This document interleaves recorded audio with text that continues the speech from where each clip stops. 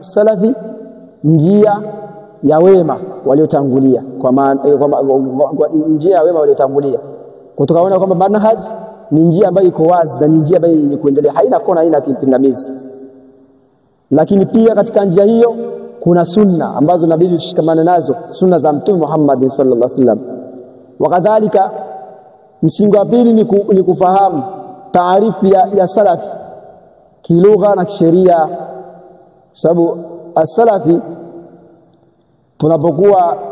inapotajwa neno salafi kwa mara nyingi inafahamika kwamba ni wema waliotangulia, ndio, lakini waweza kuwa unajua wema waliotangulia lakini ukawa hujui ni nani na nani. Lakini ima kilugha, qala Ibn Manzur fi lisan al-arab, amesema Ibn Manzur kupita katika ulimi wa Waarabu, yani Waarabu wao katika utamkaji wa neno salaf wanamaanisha kwamba wasalafu aidan man taqaddama. Waarabu wanamaanisha kwamba salafi vile vile ni yule ambaye man taqaddama min abaika wa dhawi qarabatika, yani wanakusudia yule mtu ambaye amekutangulia katika baba zako, wa dhawi qarabatika, na wale ambao wana ukaribu na wewe, mathalan baba mdogo zako, wajomba zako, yani wale ambao wana ukaribu na wewe, ndugu zako, yani yule aliyekutangulia. Alladhina hum fawqak, ambao wao wako juu yako, kwa maana wanakuzidi wewe katika umri, yani baba zako na wale ambao wana ukaribu na wewe, mathalan kaka, dada zako, yani wote ambao wamekupita katika umri.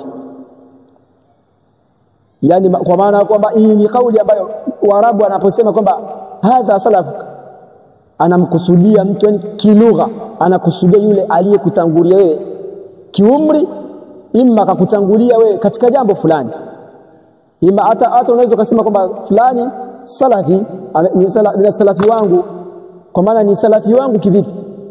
Imma mathalan mlipoingia katika mji, mmetoka mkoani, labda mtoka mkoa fulani mkahamia mkoa mwingine, mkaingia katika mji huo, lakini mkakaa muda mrefu, lakini wewe ukawa unajua aliyetangulia kuingia katika mkoa huo ni fulani, basi wewe utamuita ni salafi wake, kwa sababu ni mtu aliyekutangulia. Hiyo ni kilugha. Kwa hiyo unaweza kaitumia hata kama mtu aliyekutangulia katika jambo fulani,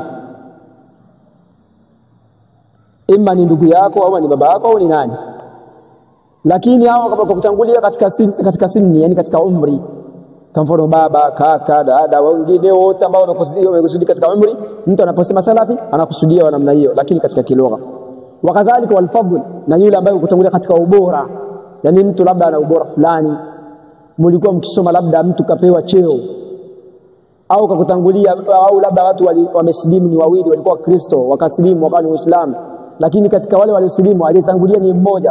Huyo aliyetangulia, yule aliyetanguliwa atamuona yule ni salafi wake, kwa sababu kamtangulia katika kusilimu, maana kamtangulia katika ubora.